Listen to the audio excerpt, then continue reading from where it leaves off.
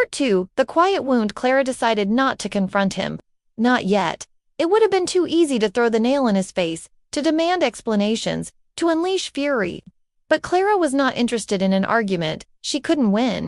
She wanted certainty, leverage, so she did what Daniel had never believed she could do. She watched. Her mornings became a performance.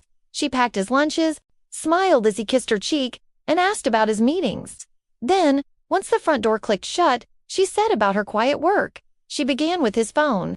Daniel had grown secretive, yes, but careless men always left cracks. He reused passwords. Clara had managed their finances for years, set up their Netflix account, even his fantasy football app.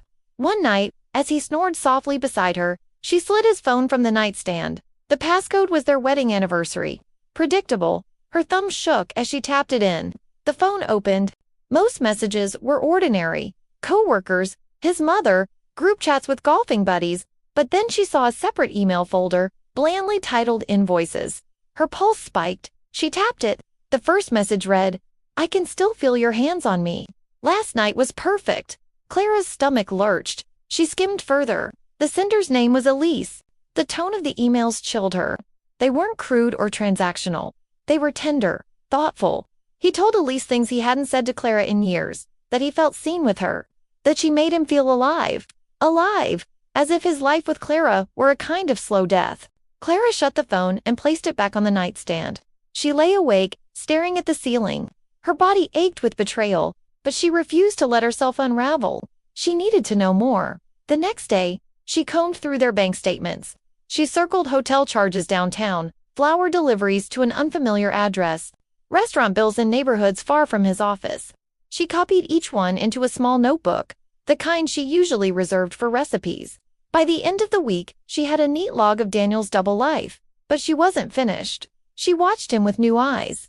The way he shaved more carefully on late work nights, the gum he chewed before coming home, covering a scent he didn't want her to notice. The humming, yes, humming, that slipped from him as he poured a drink after his supposed client dinners. Daniel had been a man of sighs and silence for years. Now he was practically glowing. Not because of her, but because of Elise. One night at the counter, Clara chopped vegetables while he leaned in the doorway, phone buzzing in his pocket. He was grinning, boyish, distracted. "Good day," she asked lightly. "The usual," he said, but his voice was too quick, too light. "You seem happy," she said, watching him carefully. He froze for half a beat, then forced a shrug. "Less stress at work, I guess." Clara smiled sweetly, letting him believe she was fooled. Inside, she stored the moment away like ammunition. What surprised her most was not his lies, but her own composure.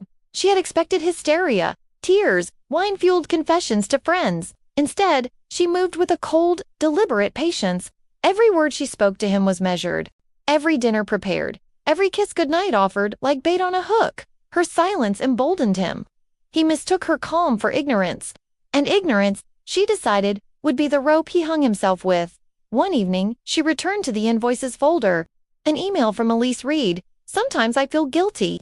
Does she suspect? Daniel's reply. Not a chance. Clara's too naive. She'd never see it coming. Clara read the line twice, then a third time. Too naive? The words cut deeper than the affair itself. He didn't just betray her. He dismissed her, reduced her to furniture. Dependable, invisible, harmless. She closed the laptop gently. In the reflection of the dark screen, she saw herself staring back. "Too naive," she whispered. The phrase curled like smoke in her chest.